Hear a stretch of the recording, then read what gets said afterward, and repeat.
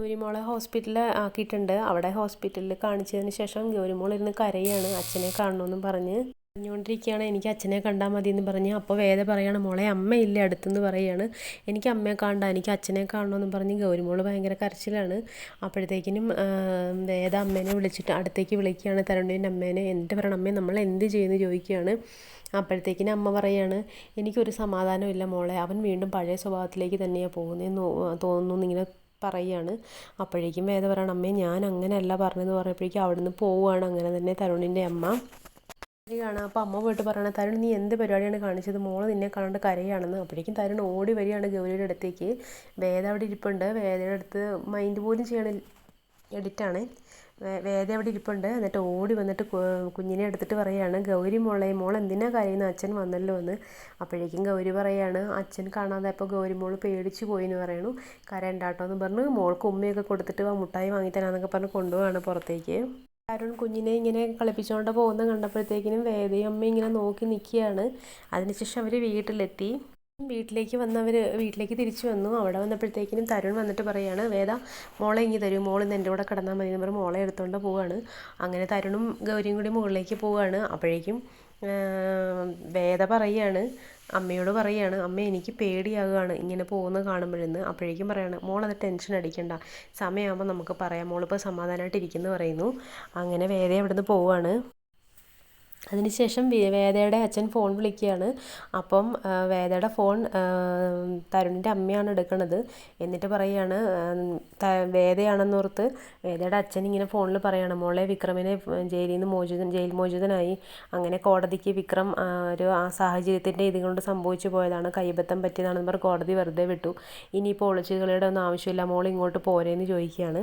അപ്പോഴത്തേക്കിനും തരുണിൻ്റെ അമ്മ പറയാണ്, ഞാൻ വേദയല്ല, വേദ എൻ്റെ മകനെ കല്യാണം കഴിച്ചു, എൻ്റെ മകൻ്റെ ഭാര്യയാണ് ഇപ്പോൾ വേദ. അതുകൊണ്ട് നിങ്ങൾ ഈ കാര്യങ്ങളൊന്നും പറഞ്ഞിനി അവളെ പഴയ കാര്യത്തിലേക്കും പഴയ ഓർമ്മയിലേക്കും കൊണ്ടുപോകരുത് എന്ന് പറയുന്നു. അപ്പം എനിക്ക് വേദ പറഞ്ഞ് ശങ്കരൻ നാരായണൻ സാറിനെ അറിയാമെന്ന് പറയുകയാണ് തരുണിൻ്റെ അമ്മ. അപ്പോഴേക്കും ശങ്കരനാരായണൻ ചോദിക്കുകയാണ്, അല്ല വേദ വേറെ കല്യാണം കഴിച്ചു, അപ്പം വിക്രത്തിൻ്റെ കുഞ്ഞെന്ന് ചോദിക്കുവാണ്. അപ്പോഴേക്കും പറയണം, ആ കുഞ്ഞ് മരിച്ചുപോയി എന്ന് തരുണിൻ്റെ അമ്മ പറയുകയാണ്. ഇപ്പോൾ അവളുടെ കൂടെ ഉള്ളത് എൻ്റെ മകൻ്റെ കുഞ്ഞാണ്. പ്രസവത്തോടു കൂടി വേദയുടെ കുഞ്ഞ് മരണപ്പെട്ടു. അങ്ങനെ മരണപ്പെട്ട ആ കുഞ്ഞിൻ്റെ വിഷമത്തിൽ നിന്നും വേദയെ തിരിച്ചു കൊണ്ടുവന്ന് എൻ്റെ മകൻ്റെ കുഞ്ഞിൻ്റെ സാമീപ്യമാണ്. ഇപ്പോൾ വേദയ്ക്കും എൻ്റെ മകൻ്റെ കുഞ്ഞ് അമ്മയെപ്പോലെ തന്നെയാണെന്നൊക്കെ പറയുകയാണ്. നിങ്ങളിപ്പോൾ കാണുന്നത് പഴയ വേദയല്ല, അവളുടെ ഈ ഉയർച്ചയ്ക്ക് കാരണം എൻ്റെ മകനും കൂടിയാണ്, അവൻ്റെ അധ്വാനം കൂടിയുണ്ട്. അതുകൊണ്ട് നിങ്ങൾ ദയവ് ചെയ്ത് ഇനി എൻ്റെ മകനും വേദയും അവരുടെ കുഞ്ഞും അടങ്ങുന്ന ആ കുടുംബത്തിലേക്ക് നിങ്ങൾ പഴയ കാര്യങ്ങൾ പറഞ്ഞ് വരരുതെന്ന് പറയുകയാണ്. എന്നിട്ട് പറയാണ്, ഇനി ഒരവകാശങ്ങളും പറഞ്ഞ് ഇതിലേക്ക് വിളിക്കരുത്, വിളിക്കാതിരിക്കാൻ ശ്രദ്ധിക്കുമല്ലോ എന്ന് പറയുകയാണ് തരുണിൻ്റെ അമ്മ.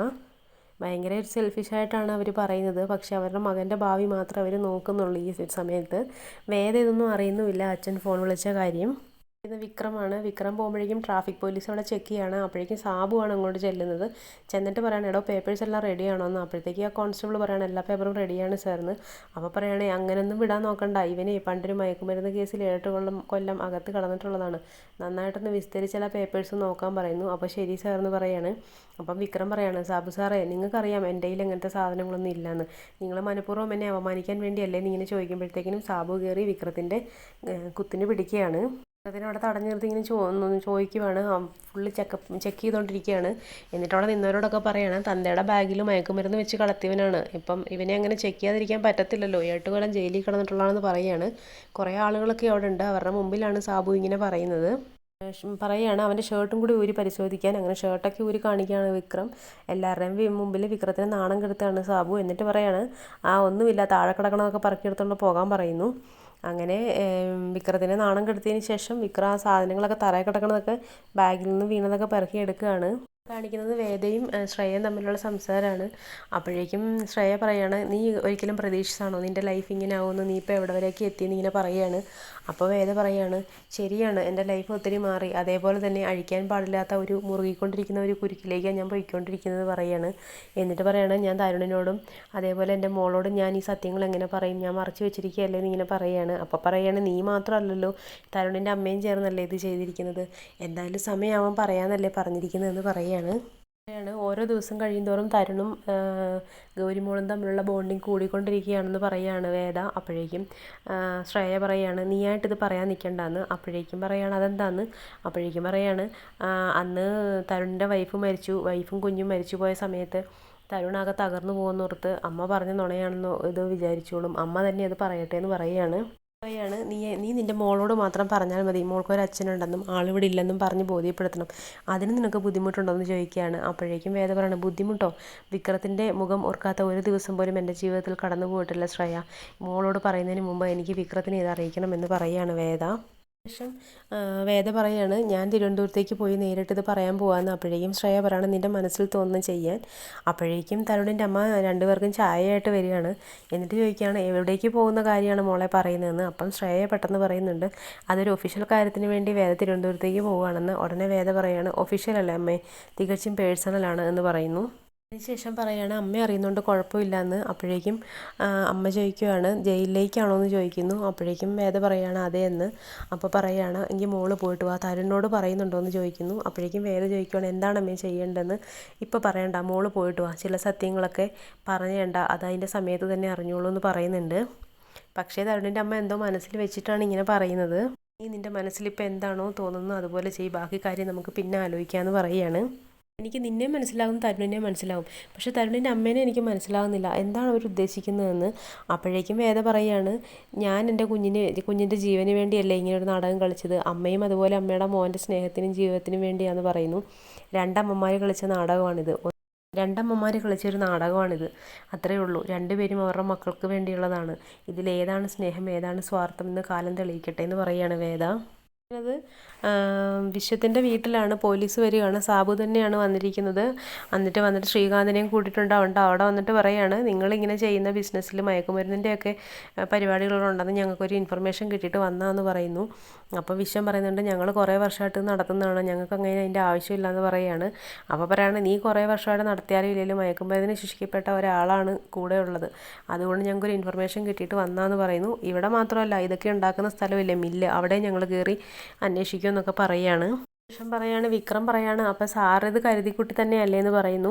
അപ്പോഴേക്കും മാഷ് പറയുകയാണ് സാറേ കഴിഞ്ഞ 5 വർഷമായിട്ടും എൻ്റെ മകൻ ചെയ്യാതെ തെറ്റിനാണ് ശിക്ഷ അനുഭവിച്ചുകൊണ്ടിരിക്കുന്നത്, അതിനുവേണ്ടി വീണ്ടും അന്വേഷിക്കാനാണ് കോടതി പോലീസിനെ നിയമിച്ചിരിക്കുന്നത്, അല്ലാതെ വീണ്ടും സംശയിക്കുന്നവരുടെ കൂട്ടത്തിൽ നിന്ന് പ്രശ്നങ്ങൾ ഉണ്ടാക്കാൻ വേണ്ടിയല്ലെന്ന് പറയുകയാണ്. അപ്പോഴേക്കും ശ്രീകാന്ത് പറയാണ് പോലീസ് അതൊക്കെ അന്വേഷിച്ചോളൂ എന്നൊക്കെ ഇങ്ങനെ പറഞ്ഞുകൊണ്ട് നിൽക്കുകയാണ്. അതായത് വിക്രത്തിനെ വീണ്ടും ഒരുത്ത കുരുക്കിലേക്ക് ആക്കാൻ വേണ്ടിയാണ് സാബുവും ശ്രീകാന്തും കൂടി ശ്രമിച്ചുകൊണ്ടിരിക്കുന്നത്.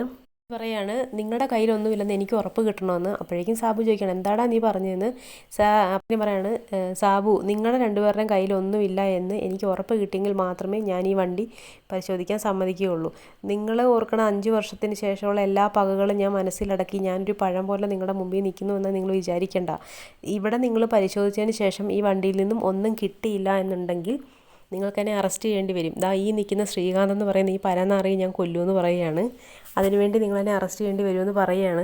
എന്താടോ റെഡിയാണോ എന്ന് ചോദിക്കുന്നു. എന്നിട്ട് പറയുകയാണ് എന്താടോ റെഡിയാണോ തന്നോടാ ചോദിച്ചതെന്ന് പറയുകയാണ്. താൻ ഏത് പോലീസുകാരനെ വേണമെങ്കിലും വിടും, ഞാൻ റെഡിയാണെന്ന് പറയുന്നു. അപ്പോഴേക്കും സാബു ശ്രീകാന്തിനെ നോക്കുവാണ്. അപ്പോൾ ശ്രീകാന്ത് പറയണത് വേണ്ട എന്ന്, കാരണം ശ്രീകാന്തിന് അറിയാം വിക്രത്തിൻ്റെ സ്വഭാവം.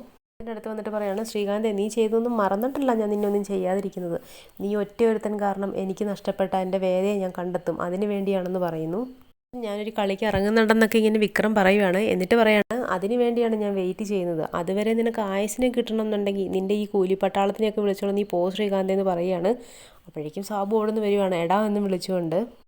5 കൊല്ലം ഞാൻ അവിടെ തിന്ന് നന്നായിട്ട് കൊഴുത്ത് കിടന്നിട്ടല്ല വിക്രം മിണ്ടാതിരിക്കുന്നത്, മനസ്സും ശരീരവും ഞാൻ അതിനു വേണ്ടി നന്നായിട്ട് പാകപ്പെടുത്തിയിട്ടുണ്ടെന്ന് പറയുന്നു. ഈ തടി ഇപ്പോൾ കേടാക്കാതെ സാബു സാറ് ചെല്ലെന്ന് പറയുകയാണ്. അപ്പു പറയാണ് നീ അങ്ങനെ വലിയ നെഗളിക്കണ്ട, നിന്നെ ഞാൻ അകത്താക്കിയിരിക്കും, നീ എവിടെ നിന്ന് വന്നു അങ്ങോട്ട് ഞാൻ പറഞ്ഞു വിടുമെന്ന് പറയുകയാണ്. അപ്പോഴേക്കും വിക്രം പറയാണ് അതിനു മുമ്പ് നീ നിൻ്റെ പെണ്ണുപിള്ളയോട് പറഞ്ഞേരെ കുറച്ച് നാൾ വെള്ള പുതച്ച് നടക്കാൻ റെഡി ആയിക്കോന്ന് പറഞ്ഞേരെ, അവരതിൽ വിശ്വസിക്കുന്നുണ്ടെങ്കിൽ എന്നിങ്ങനെ പറയുകയാണ്. അപ്പോഴേക്കും സാബു പറയാം വാടോ എന്ന് പറഞ്ഞിട്ട് പോലീസുകാരെ വിളിച്ചുകൊണ്ട് പോവുകയാണ്. ചോദിക്കുകയാണ് എന്താണെടാ ഇതൊക്കെയെന്ന്. അപ്പോഴേക്കും വിക്രം പറയണേ ഏട്ടൻ പേടിച്ചോന്ന്. അത് കഴിഞ്ഞിട്ട് പറയുകയാണ് എടാ അവരിതൊക്കെ അവസാനിപ്പിക്കുമെന്ന് നിനക്ക് തോന്നുന്നുണ്ടോയെന്ന്. അപ്പോഴേക്കും പറയണം ഇല്ല ഞാനും കുറച്ചൊക്കെ തീരുമാനിച്ചിട്ടുണ്ടെന്ന് പറയുന്നു. എന്നിട്ട് വിക്രം ശ്രീജയോട് പറയാണ് ഏട്ടത്തി മില്ലിലേക്ക് പോയിക്കോളൂ, അവരിനി ഇന്ന് വരികയില്ല എന്ന് പറയുന്നു. എന്നിട്ട് പറഞ്ഞിട്ട് അകത്തേക്ക് കയറി പോവുകയാണ്.